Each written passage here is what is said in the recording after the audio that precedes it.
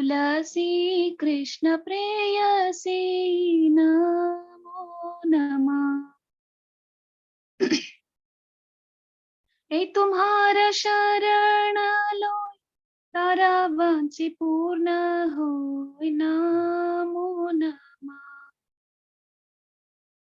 नयन हरिबो सदा युगल रूप राशि नमो नमः। तुलसी कृष्ण प्रेयसी नमो नमः।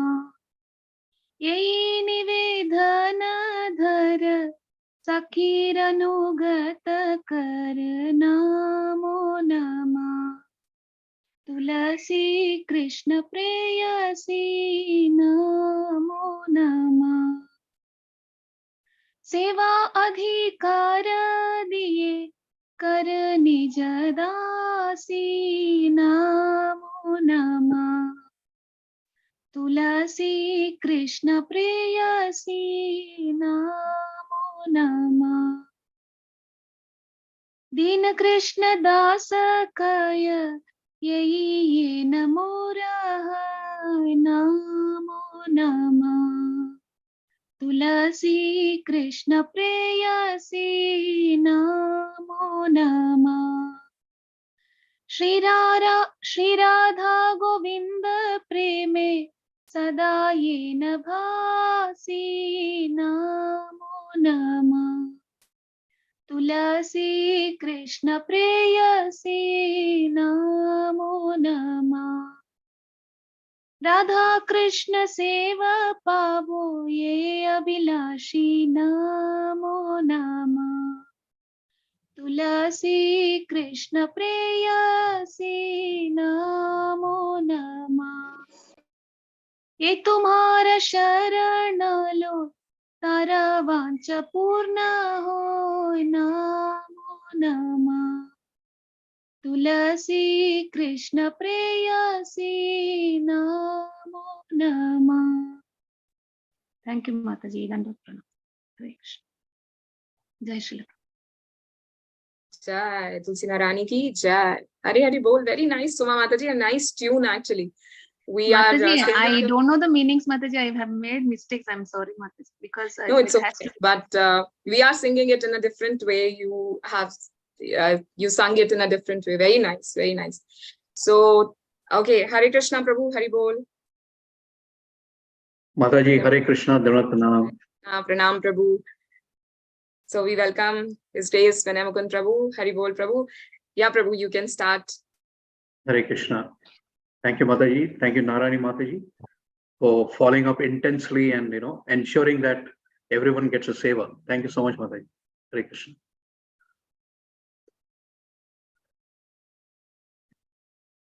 So, Hare Krishna, everyone. Thank you all for joining for today's Shrimad Bhagavatam session. So, before we begin, we'll do a Mangala Charan and then we'll proceed with that. Om Namo Bhagavate Vasudevaya. Om Namo Bhagavate Vasudevaya. What experiment ಮಾಡ್ತಾ ಕೂರ್ತೀಯ? Om Namo Bhagavate Vasudevaya. Narayanam Namaskrityam Naram Chaiva Narottamam Devam Saraswatim Vyasam Ujaya Udiraye Nashta Prayeshu Abhadreshu Nityam Bhagavata Sevaya Bhagavati Uttama Shloke Bhaktir Bhavati Naishtiki Krishnaya Vasudevaya Devaki Nandanaya Cha Nanda Gopa Kumaraya Govindaya Namo Namaha. Vishnupadaya Krishna Prasthaya Bhutale Srimate Jayapataka Swami Nityanamane Namacharya Pataya Nityapapatani Gauragatata Mukam Karoti Vachalam Pangam Jangayate.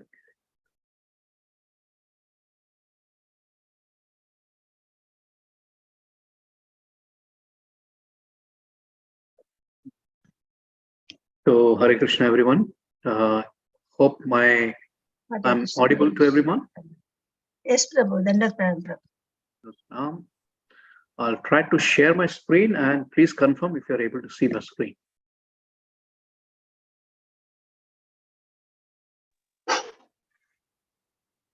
Yes, Prabhuji. Yes, Thank you. Prabhu. Thank you. Hare Krishna. So today we are going to recite 3 shlokas from the 3rd canto, 6th chapter, from 28 until 30. So this talks about the universal form of the Lord. Quite an interesting chapter, philosophically very strong, especially especially this particular shloka. It talks about the varnas and the ashramas, especially the shloka number 30. And there's a lot of misconception regarding the caste system, and there are so many other the offshoot of the varnas. Yeah, so the offshoot has been done very conveniently to basically confuse the eternally Sanatana Dharma that we refer it as, which is nothing but the Vedic system of following the Dharma. So we will touch upon those aspects today, and what I'm going to do is I'll be reciting the shlokas, and then I'm already see some of the devotees raising their hands, so I'll call out the names so they can recite the shloka after me.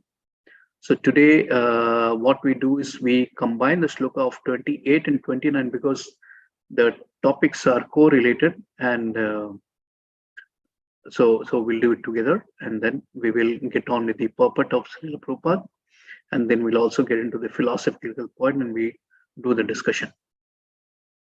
So 3rd canto, 6th chapter, 28th verse.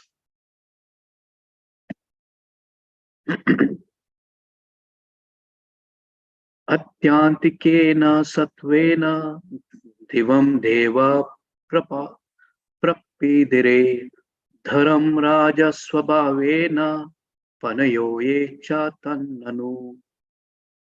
Can I request Anushuya Mataji to recite the shloka for us? Hare Krishna Prabhuji, Dandavat Pranam. Atyantikena satvena divam devaha prapedire dharam raja swabhavena panayo ye chatananu. Thank you, Prabhuji. Thank you, Mataji. Prashanti Mataji, can you please read out the translation for us?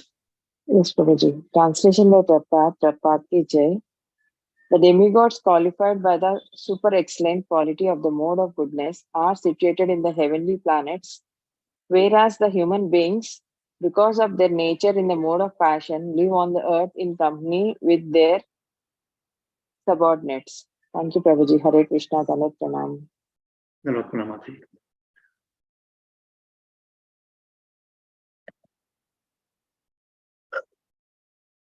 So the next shloka, 3rd canto, 6th chapter, 29th verse. Tartyena swabhavena bhagavanabhim ashritaha ubayoran antaram vyoma ye rudra prasadam ganaha. Divya Gopa Mataji, can you please recite the shloka for us? Hare Krishna Prabhuji, Dandavat Pranam. Dandavat Pranam, Mataji. कार्त्येन स्वभावेन भगवानाभिमाश्रिताः उभयोरन्तरं व्योम ये Rudra पार्षदं गणाः. Hare Krishna Prabhuji, Dandavat Pranam. Thank you, Mataji. Hare Krishna. Can I request Sudha Mataji to read out the translation for us? Hare Krishna Prabhuji, Dandavat Pranam. Dandavat Pranam, Mataji. Translation by His Divine Grace Srila Prabhupada ki Jai. Living entities who are associates of Prabhuji, little bit the screen should go, yeah. Living entities who are associates of Rudra develop in the 3rd mode of material nature or ignorance. They are situated in the sky between the earthly planets and the heavenly planets. Thank you, Prabhuji. Hare Krishna. Hare Krishna. Thank you, Mataji.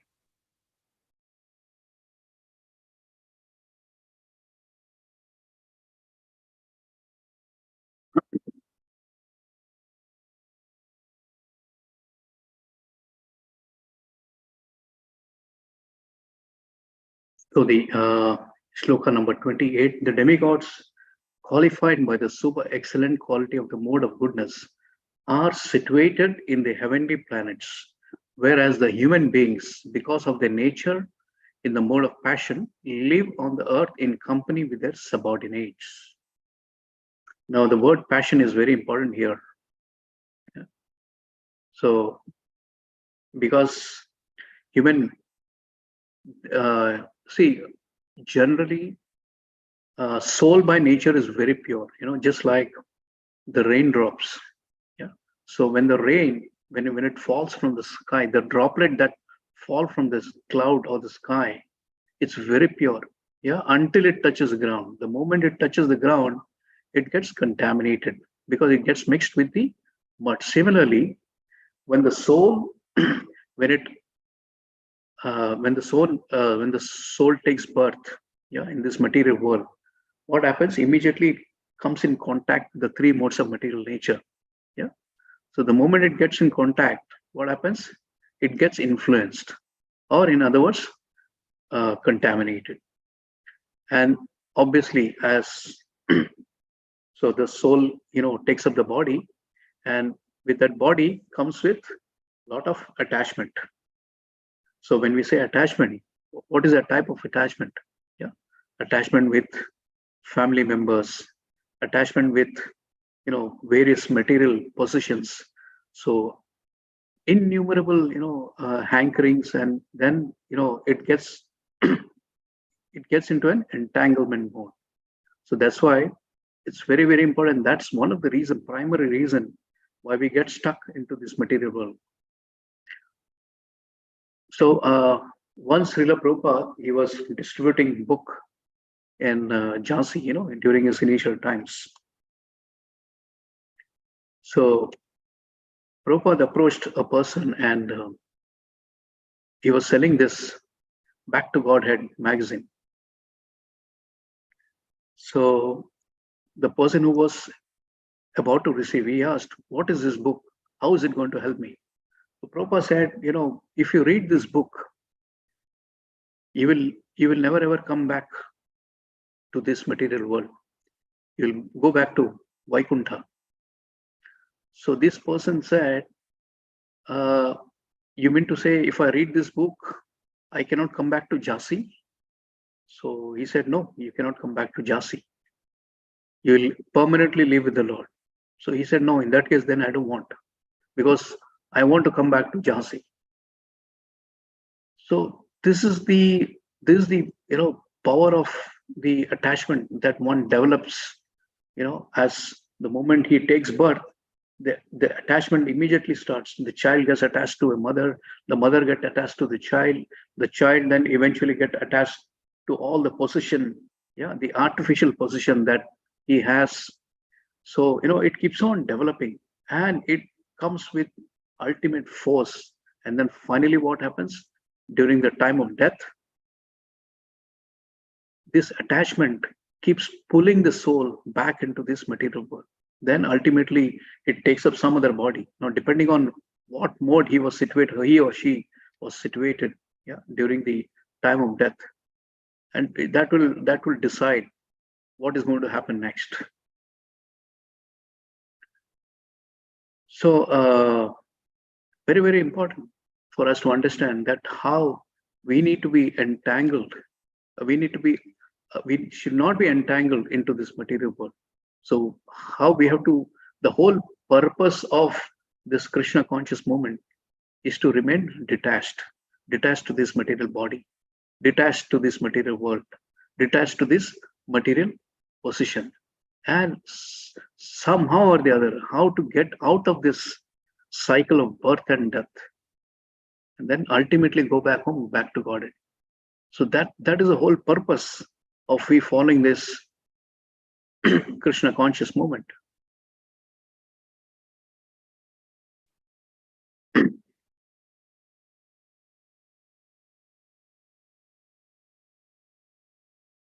So Prabhupada states in his purport that it is said that those who are highly developed in the mode of goodness are promoted to the higher heavenly planetary system. And then those who are overpowered by the mode of passion are situated in the middle planetary system, that is the Earth and the similar planets. Now, the primary reason all of us are here is because of our attachment, or because of our increase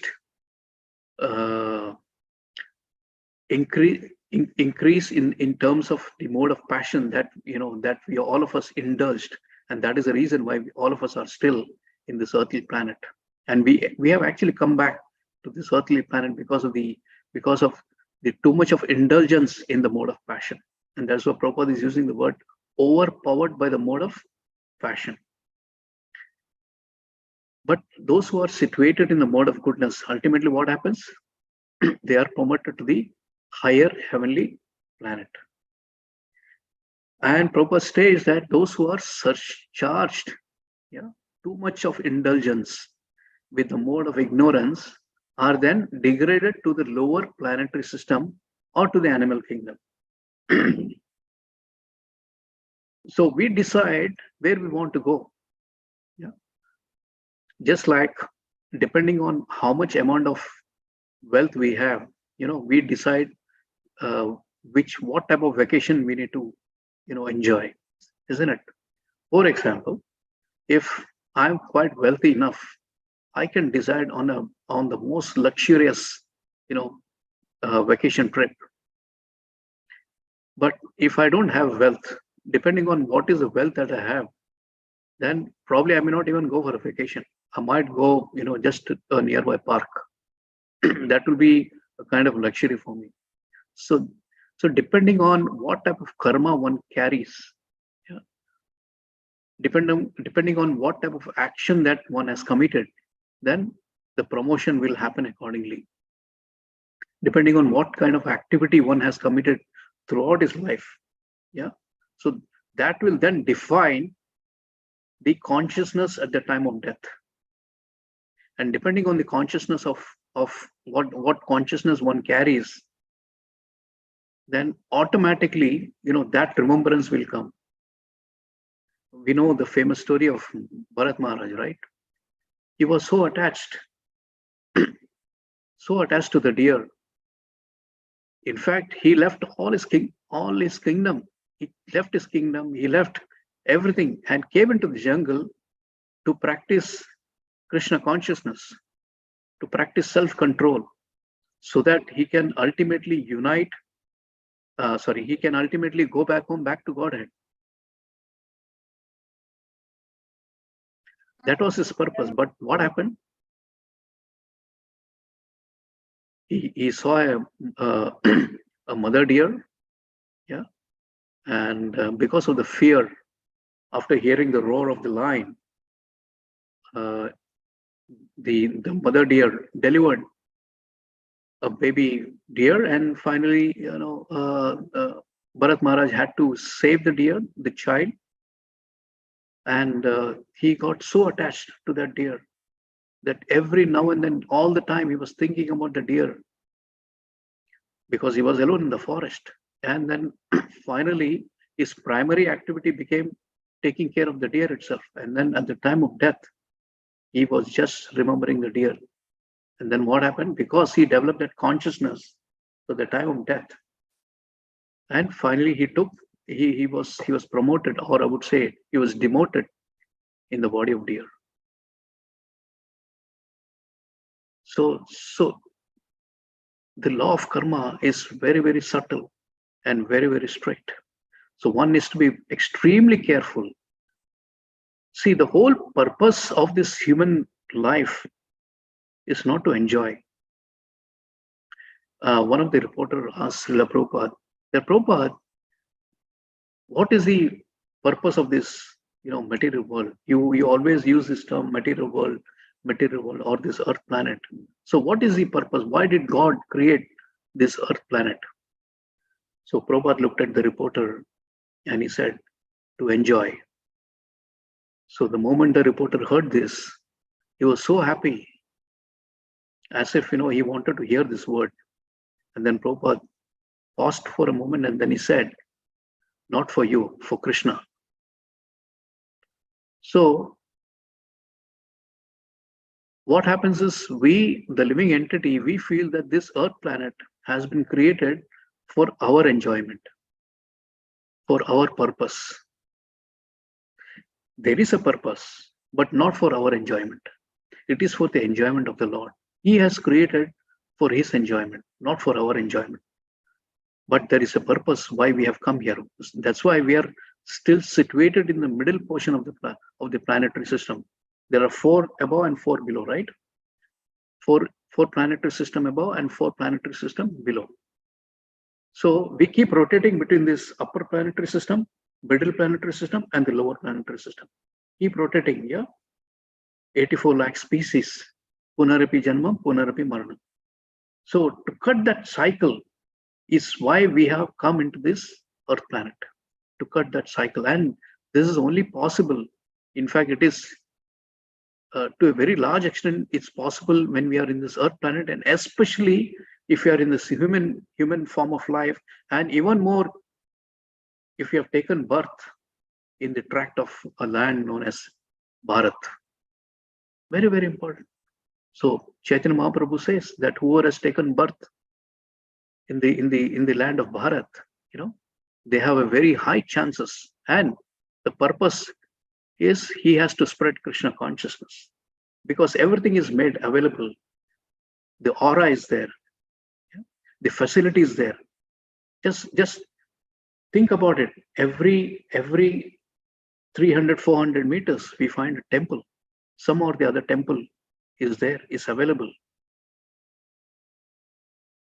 For thousands and thousands of years, all the great sages have been doing tapasya in this tract of land.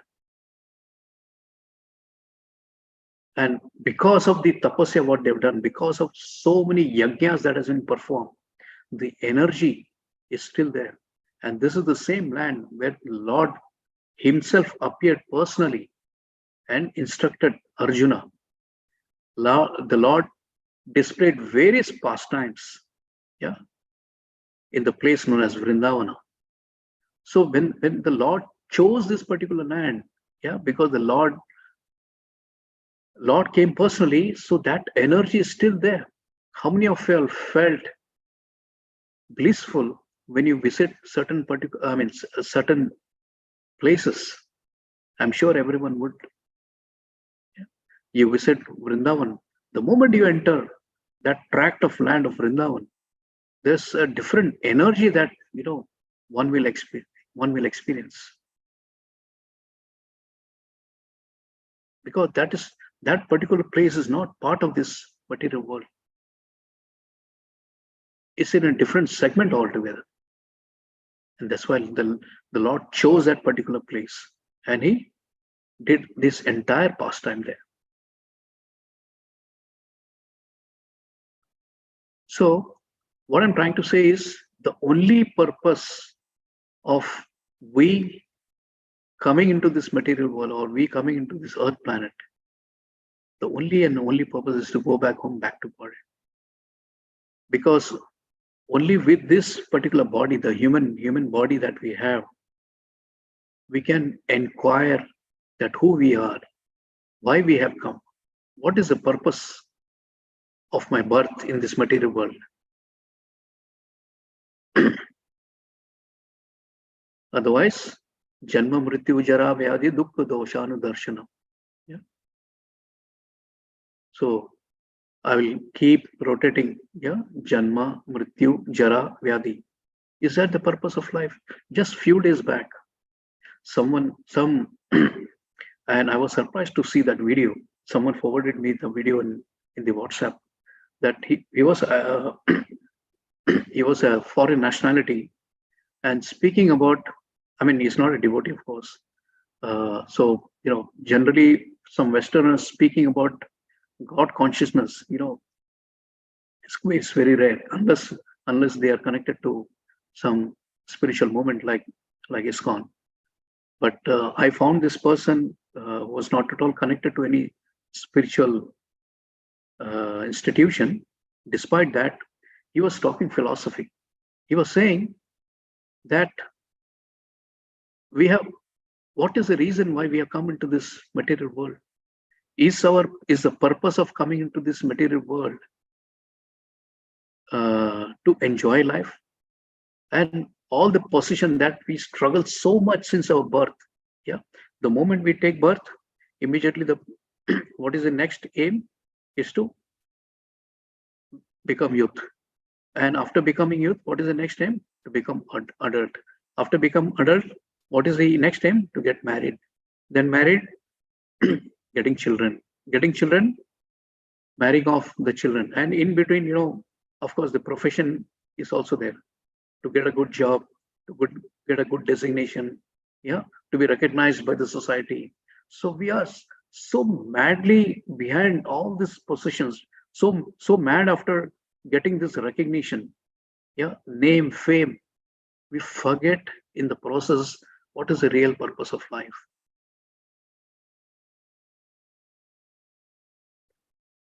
All of us are behind this, the rat race. And why we are running, just like I don't know if many are there from Mumbai. I was in Mumbai for quite some time, and I remember my initial days during when I was working. So how difficult it was even to reach to the workplace, because we had so many challenges, especially the transportation. So to get into the local train of Mumbai is a big tapasya. So one need to be so not only mentally prepared, but physically prepared as well. And you never know whether you will reach the office or not. And then you see so many people like crazy, running behind the train and just to grab that some seat for few hours, or say few minutes, like mad. This is our condition. And once so happened that people generally stand between the two section of seats.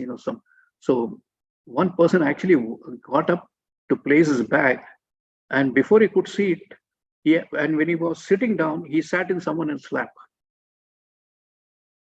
And this fellow was surprised. He said, "I just got up to place my bag, and someone already occupied my seat." And then there was a big fight, and they fought so badly that fighting, they finally got out of the train, and they were still continuing to fight. Now, why did they fight? They actually fought for the seat. Is the seat available now? Seat is not available. Is the train there? Train is also not there. But they're continuing to fight. This is our condition. So we continue to do an activity for which there is no purpose. Rather, we use that time, we use that facility, and we use that resources to develop our Krishna consciousness. So that is the real purpose of human life. The real purpose of human life, the real purpose of why the Lord has given an opportunity to get this human form of life, so that somehow or the other we remember why we came here and what is our connection with the Lord. And then we go back home, back to Godhead.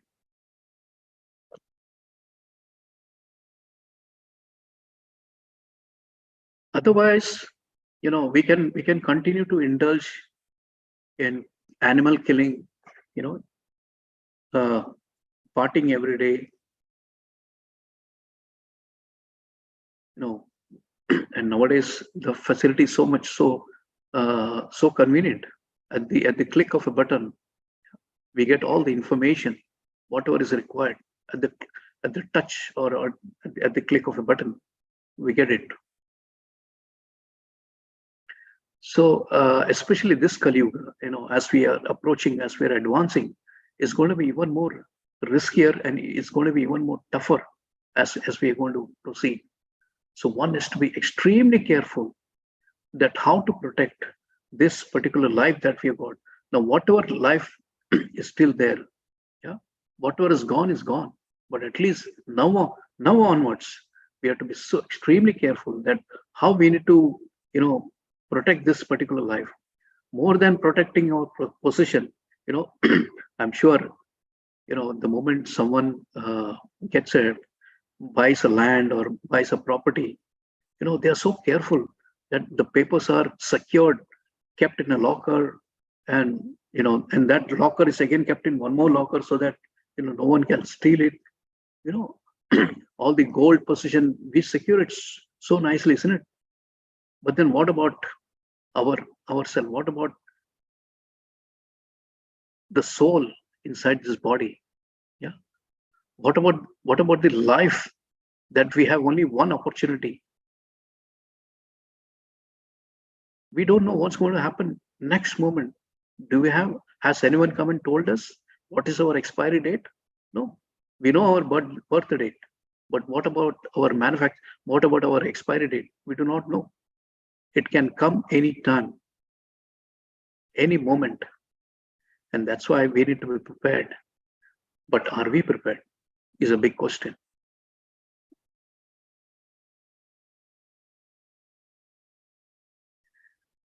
So Prabhupada mentioned the demigods are highly developed in the mode of goodness, and thus they are situated in the heavenly planet. Below, human beings are the animals, although some of them mingle with human society. Cows, horses, dogs, etc. are habituated to living under the protection of human beings. So due to some sukriti, these animals, they get to mix around some humans. I still remember when Narayani Mataji was in Dubai and she had visited the Hungary temple. And I remember Rajat Prabhu mentioning that there was a cat in the temple. Yeah. And that cat used to come every single day to the temple, and that cat would not eat anything else other than prasadam. Am I right, Narayani Yes, Mataji? Prabhu. Yes, Prabhu, yeah. That's what Yes, devotees told. Yeah. Yeah. So my memory is still there. Hari bol. So those kind of sukriti would still be there. And someone recently posted a video that there is a cow which visits a cloth shop every single day. The cow would enter the cloth shop and sit, next to the owner for almost for 40-45 minutes. It will come inside, sit for 40-45 minutes, and then it will go back. Maybe there is some connection. Yeah. So we have heard stories of, the cows visiting the temple, certain like monkeys taking parikrama. So we come across all this stuff. This is all because of the sukriti.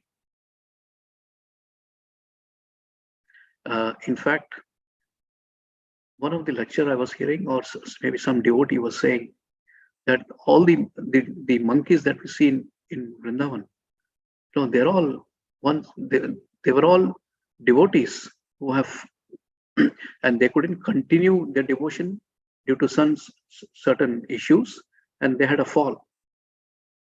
And because there was a fall down, so obviously, they had to take, but still, they have an opportunity because they're still in that particular place. That's why, what devotees say, that every living entity is in the tract of Vrindavan.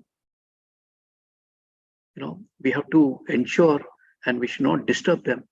They're all devotees. Every living entity. Sometimes people say, "Oh, you talk about Vrindavan being a spiritual place, but we see pigs." So what? So what? Don't see from the materialistic eye. See from the spiritual perspective. So every living entity, they're all so fortunate to be there. Are we fortunate enough to be in Vrindavan? No. We have to make so much of endeavor to go there. But here are the animals who are staying in that tract of land. So much of sukriti they are gaining. And here are Brijavasis who are staying there. So much of sukriti they are gaining. Yeah. But we can also gain the same Sukruti, being in a place wherever we are, just by practicing Krishna consciousness, just by developing that environment. So by development of the mode of goodness of material nature, one can become situated in the heavenly planet, but by excessive development of the mode of passion and ignorance, the human being indulges in killing the animals who are meant to be protected by mankind. So this is the, what do you call, some people, they use the human body for some other purpose. So this is not the purpose of a human. See, we have been given a higher consciousness. We have been given good intellect. We have been given strength. But what are we using it for? We are actually using it to destroy, the other living entities. And then finally, what will happen? We will go into an hellish condition. So person who indulge in unnecessary animal killing have excessively developed in the mode of passion and ignorance, and have no hope of advancing to the mode of goodness. Because from the mode of passion, if someone has an excessive mode of passion, he is not supposed to keep on indulging. He should ensure that he should come into the next level. That is the mode of goodness. And from the mode of goodness, then finally transcend. Because even if someone is in the mode of goodness, what will happen?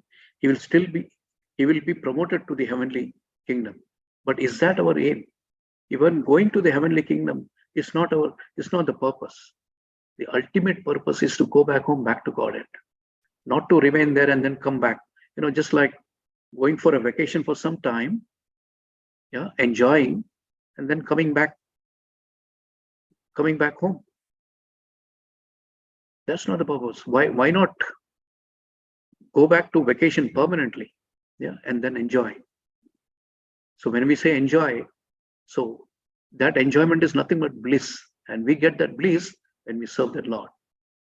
Because by serving the Lord directly there, one can enjoy the bliss.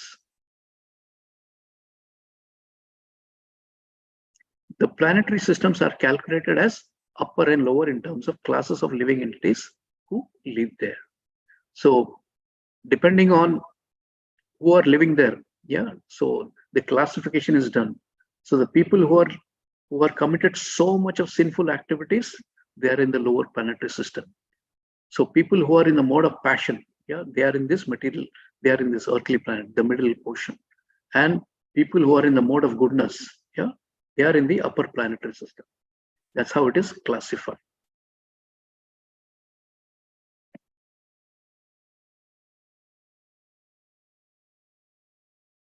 So Prabhupada mentioned the purport that this middle portion of the sky is called Bhuvar Loka. So we have heard, no? Om Bhur Bhava Swaha. Om Bhu Bhuvar Swaha. So this is the middle portion is known as Bhuvar Loka. So in Bhagavad Gita, it is stated that those who develop in the mode of passion are situated in the middle region. That is where we are right now. And those who are situated in the mode of goodness are promoted to the regions of demigods, and those who are situated in the mode of passion are placed in the human society. And those who are situated in the mode of ignorance are placed in the society of animals and ghosts. Okay, let's get on with the next shloka.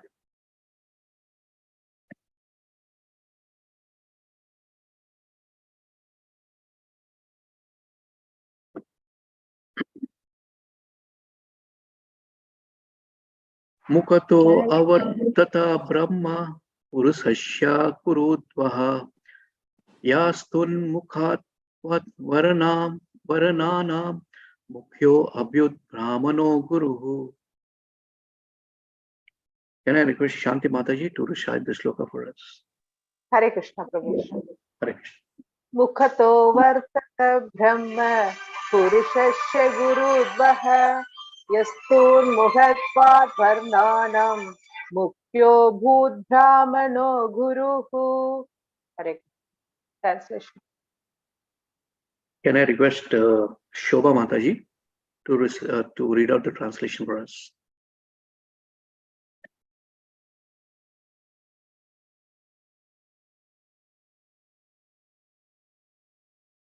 Okay. Krishna Prabhuji. Sorry, Yeah, Prabhuji. Mataji. Little, yeah, Oh, Haribol. please go ahead. Translation by A.C. Bhaktivedanta Prabhupada, Srila Prabhupada ki jai. Am I audible, Prabhuji? I think you'll have to come closer to the mic, Mataji. It's slightly not clear. Oh, Haribol. Yes, now it's clear. O chief of Kuru dynasty, the Vedic wisdom became manifested from the mouth of the Virat, the gigantic form. Those who are inclined to this Vedic knowledge are called Brahmanas, and they are the natural teachers and spiritual masters of all the orders of society. Hare Krishna, Dandat Pranam Prabhuji, Haribol, Srila Prabhupada ki jai. Thank you, Mataji. So, O chief of the Kuru dynasty, the Vedic wisdom became manifested from the mouth of Virat. So here we are touching the topic of the Virat Rupa, and from the mouth of the Lord, yeah, from the Virat Rupa of the Lord, yeah, and of the mouth of the Virat Rupa of the Lord, the Vedic wisdom has been manifested. Those who are inclined to this Vedic knowledge are called the Brahmanas, and they are the natural teachers and spiritual masters of all orders of society. So this is the purpose of being a Brahmana. Yeah, Brahmana just not meaning that someone does some puja or yajna. No, the real purpose of a Brahmana is that they have to guide the society. So in olden days, when there used to be kings, they used to rule this kingdom, right? So every kingdom, yeah, would have a Brahmana, and the king would actually depend on the Brahmana for his advice. And the only purpose of the Brahmana is to guide the king as to how to rule the kingdom, how to take care of the subject, yeah. And the Brahmanas are then responsible for the well-being of the people, because he would ensure that he is guiding the kingdom, he is guiding the king appropriately, he is guiding the people, yeah. Then he would do all the yajnas, the homa, and then he would also train, or he would teach the Krishna consciousness, the path of devotion, which is actually missing nowadays, no?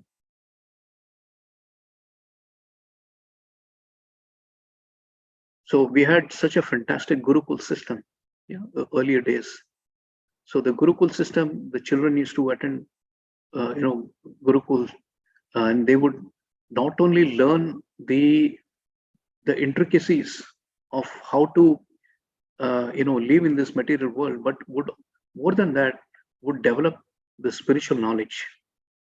Because ultimately, that was an institution which used to teach what is the purpose of human life, which is missing nowadays.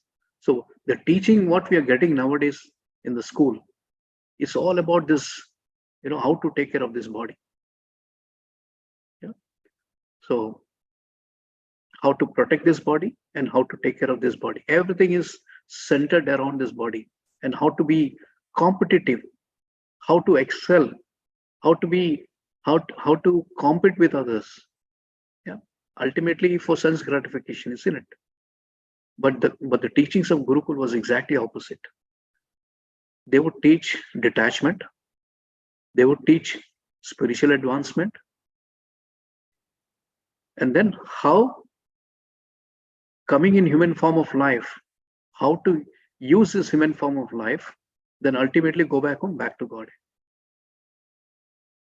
And there was no discrimination. So anyone could attend that Gurukul system, anyone, and then ultimately can become a Brahmana also. A Brahmana doesn't mean that one who takes birth from a Brahmana father, only then he becomes a Brahmana. No. Brahmana is by qualification. Chaturvarnya maya system guna karma vibhagashaha. It is not, it is guna karma, it is not jarma karma. Vibhagasha. It is Guna Karma Vibhagasha. By qualification, by quality. It is not by birth, which generally people have a misconception. Can a doctor's son become doctor? Can an engineer's son become engineer? They can become. In fact, it is even more conducive because they have the environment. So very easy. They can be influenced. Yeah. Generally, we see, a doctor's son generally prefer being a doctor, but then he has to undergo training, isn't it? Without training, is it possible? Not possible. Then, when it comes to spirituality, why we take it for granted? Shouldn't we get trained enough? Should we not train enough? Yeah. So Prabhupada, when he introduced the Krishna consciousness, and he had to establish so many temples, isn't it? So the first thing what he did was train his disciples. He trained them that how to become a Brahmana, and then all of us are so surprised to see all the Westerners following the Vedic system. Without training, you think it would have been possible? No. How nicely, everyone in the temple wakes up at 4 o'clock in the morning. All the temple at the same dot, performs the Mangala Arti. Then there is a recitation of Shrimad Bhagavatam. Yeah. Then distribution of prasadam, distribution of books. So nicely arranged, and all that can happen only with training. And just imagine people coming from a background who have absolutely no understanding. Forget about even Krishna. They didn't even know who God is. So coming from there and then taking them to a level of an unimaginable thing. I was hearing Gaurang Prabhu's lecture. He was mentioning that during the initial, initiation time, when Prabhupada was initiating his disciple, because Prabhupada was alone, right? He didn't have any help. So for him to, get the disciple trained, so first he has to give them initiation. So he found that some of the disciples started chanting, following 4 regulative principles. Yeah, they was kind of serious. So he arranged a yajna for them. And then when the yajna is to be arranged, he had kept bananas. So the disciple, when the disciples saw the bananas, they just picked up the banana and started eating. So Prabhupada said, no, that banana is not for your eating. It is kept for the yajna. So just imagine, that was the condition of the disciples there. And if you compare them with us, at least we have some background, because we all come from, Indian background. So we have some spiritual connection.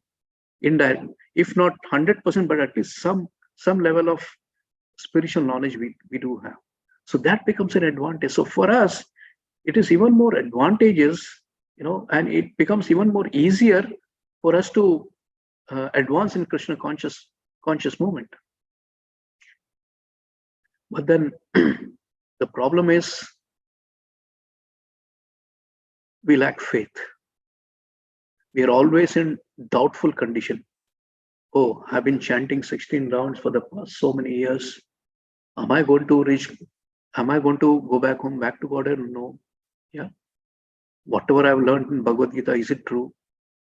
Some people say, no, this Bhagavad Gita has been written by Srila Prabhupada. So that's why you say whatever is convenient to you.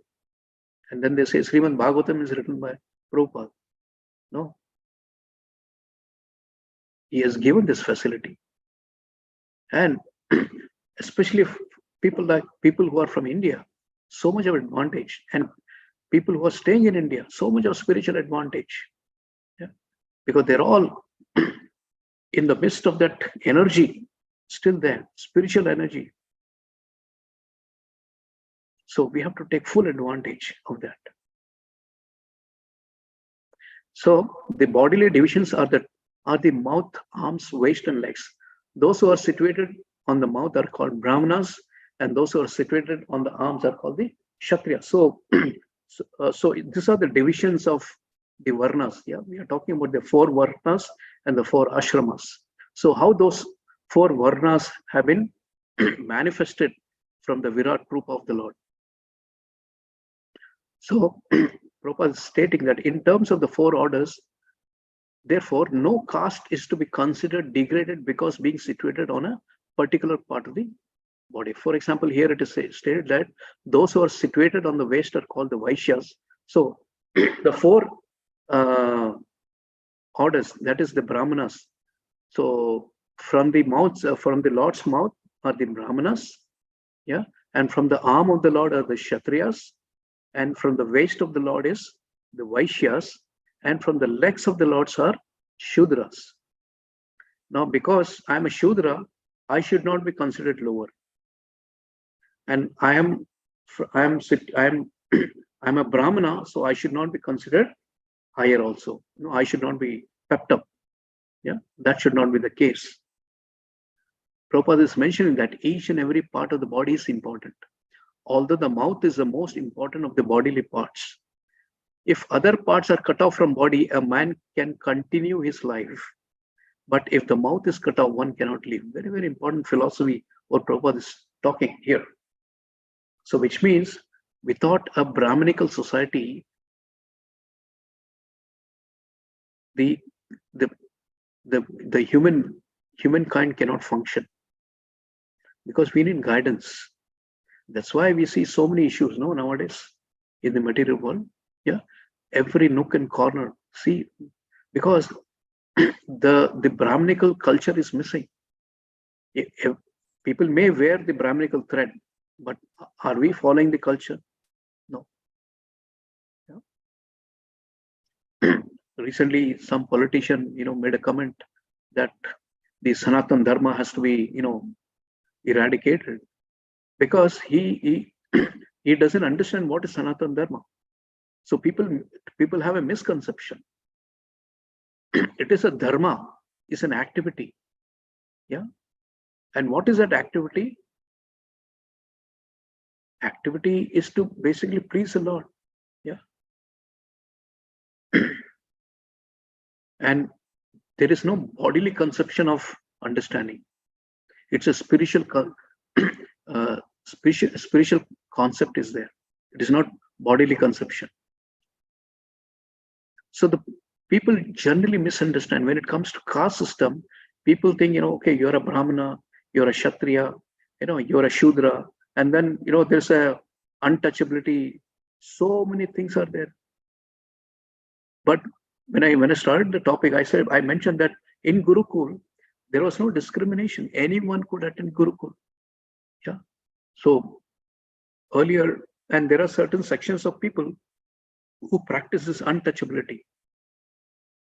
Now, all of you must be knowing who is Valmiki. Valmiki was a hunter. I forgot his Karmi name. Ratnakar. His name was Ratnakar, Valmiki. He was a hunter. And then he was fortunate enough to meet Narad Muni. Yeah, and then Narad Muni, made him a devotee, made him chant the holy name. And when he started chanting the holy name, yeah, from Ratnakar, he became Valmiki. And see what happened. He gave us Ramayana. So like that, there are so many instances. So there is nothing like caste system. Yeah. So please don't get misguided, yeah, by the people who doesn't have knowledge, the Vedic knowledge. So we don't have to depend on anyone. Yeah, Prabhupada has given such a beautiful understanding of every aspect of a humanity, which is required for us to go back home to Godhead. We don't need to refer any other book. Just refer Shrimad Bhagavatam, just refer Bhagavad Gita. More than enough. We don't need anything else. We should be so thankful to him. You're just sleeping 2 hours. Yeah. Every single day he would translate. For whom? Not for himself. He already knew it was for us. So we have to make an endeavor to at least read and then implement whatever we have read into our life.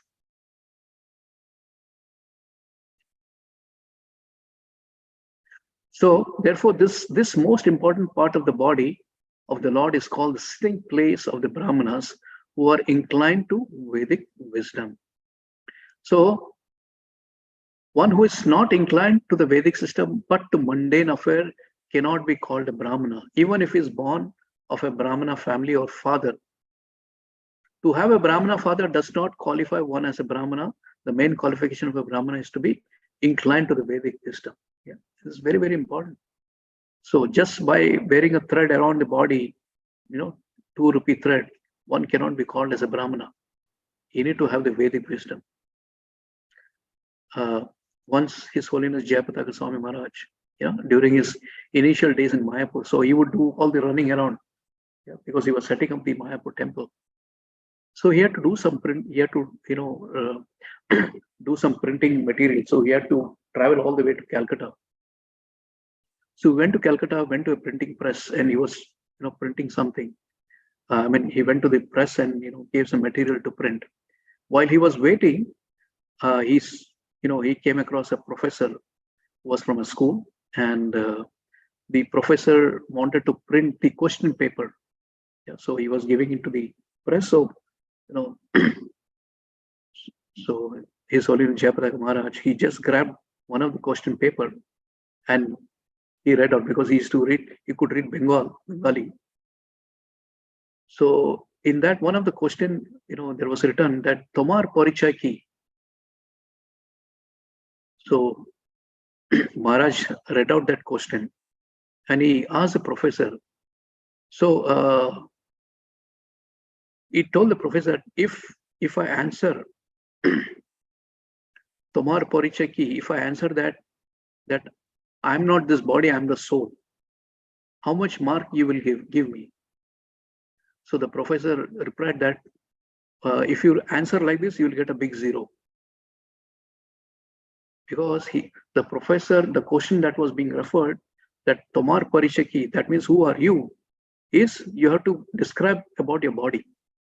Who are you? My name is so and so, my age is so and so, I'm son of so and so. But is that our real identification? Our real identification is we are not this body, we are the soul. And that's what Maharaj was trying to explain him. But see the learning that we are getting from the school.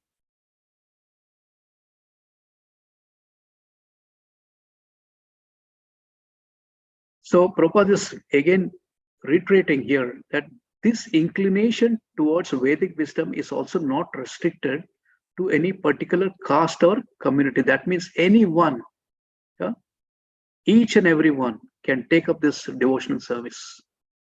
Not restricted that only Brahmana can practice or only Kshatriya can practice. No, anyone can practice. I give you a classic example of Ratnakar, right? Valmiki. Anyone from any family and from any part of the world may become inclined to the Vedic wisdom, and that will qualify him as a real Brahmana. No qualification required to be inclined for Vedic wisdom. Yeah, one need not be certified Kshatriya, Shudra. Anyone can be inclined to the Vedic wisdom. That is what Prabhupada is saying. The real Brahmana is the natural teacher or the spiritual master. Unless one has Vedic knowledge, one cannot become a spiritual master. So if one wants to become a spiritual master, he needs to have a Vedic knowledge. And what is the Vedic knowledge? Vedesha sarvar ahameva vedyo vedant krita ved videham chaham. So that should be the Vedic knowledge. So when we say Vedic knowledge, the Vedic knowledge should say that what is he, who is God, and who are we, and what is our relationship with the Lord. This is the actual real Vedic knowledge. So Prabhupada is also mentioning here that perfect knowledge of the Vedas is to know the Lord, the personality of God, and that is the end of Vedic knowledge or Vedanta. We don't need to know anything else apart from this. This is more than enough. One, if you understand who the Lord is, and that is the end of the Vedic knowledge. So in Chaitanya Charitamrita it said, Kipa Vipra, Kipa Nyaya, Nyashi Shudra Kene Naya E Krishna Tattva Veda Sai Guru Haya. A person may be a Brahmana or a Shudra or a Sannyasi, but if he happens to be well versed in the science of Krishna, then he is fit to become a spiritual master. The qualification then of a spiritual master is not to be a qualified Brahmana, but to be well versed in the science of Krishna. That is the real understanding. So spiritual master meaning he should be well versed in the science of Krishna consciousness. So one who is conversant with the Vedic wisdom is a Brahmana, and only a Brahmana who is a pure Vaishnava knows all the intricacies of the science of Krishna consciousness can become a spiritual master.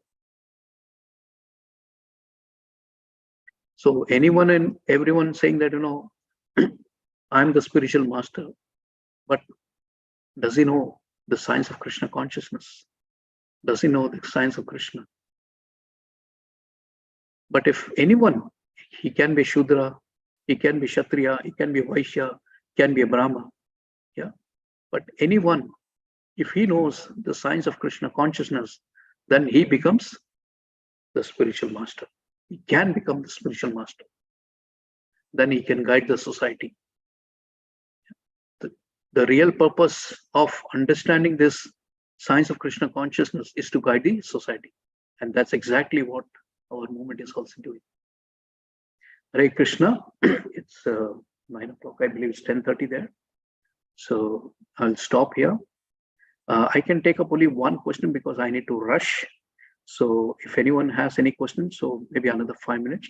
Is that okay, Narayan Mataji? Yes, Prabhu. Thank you for excellent session, Prabhu, with many personal realizations. Radhika Mataji, you need to ask. You have raised a hand. Okay, anyone? Yes, I had. Okay. Go ahead, Mataji. Yeah, just one long question I will ask. Thank you for your thing. You're talking about the planetary systems, middle, 4 above, 4 below. So I got a little confused on that point on 14 planetary systems. And the second point about Krishna, of course, Earth is not created for us to enjoy. But I thought Krishna is also not happy with Earth, right? He's happy in a spiritual world. So I could not understand that. So if you could explain that, that would be great. First point is little technical because I'm not an expert in this planetary system. My son is definitely. Maybe I'll ask him, and probably I can explain to you. Sure. Because he has done several sessions on cosmology, so maybe he's an expert because I'm not an expert. Coming to point number 2, Krishna is, first of all, Krishna never comes here. Yeah, Krishna always. In fact, it is mentioned in many of the scripture and many of the lectures that Krishna never leaves Golok Vrindavan. Yeah. So, but he comes here to give us attraction. Yeah. Sure. To basically enchant us so that we become inclined to go back to him, go back to Godhead, and to go back to the spiritual world. So he does all this leelas so that we get attracted and then go back to him. So he, of course, is not happy. He's not happy that we are suffering. He's not happy. He's not happy that all his children are undergoing sufferings. He's definitely not happy. And he did not create this Earth planet for his enjoyment because he doesn't need to. He is Atmaram. Yeah. So he doesn't need to. Like for example, we create a swimming pool so that we can enjoy. But for him, he doesn't need that. He's Atmaram. He's always, he's always in a blissful condition. But he creates this facility for us so that we can go back to him. But what happens is we have a misconception. We think this has been created for our enjoyment. Definitely not. It is not for our enjoyment. Got it, Prabhu. Very clear. Thank you so much, Prabhu. Hare Krishna, Prabhu. And just a one-liner on the cats which you were talking, or animals. I have personally experienced 2 of them. Maybe when you have time, we will share. Thank you so much. Right. Sure, Mother. Hare Krishna. Hare Krishna.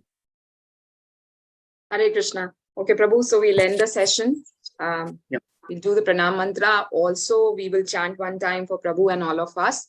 So all of you can go on unmute and we all will chant. And then the Vaishnava pranam mantra and we'll end the session. Hare Krishna, Hare Krishna, Krishna Hare Rama, Rama Rama, Hare Hare. सिन्धुभ्यैव च पतितानां पावनेभ्यो वैष्णवेभ्यो नमो नमः। अनंत कोटि वैष्णव की जय। Hi, Gaura Premanande, Hari. Hari बोल। Thank you, Prabhu. Hare Krishna. Thank you to all the devotees. Thank you, Prabhuji. Hare Krishna. Dandat pranam. Hare Krishna. Shall I end the session, Prabhu? Yes, Mataji, please go. Hare Krishna, Prabhu. Pranam. Hare Krishna.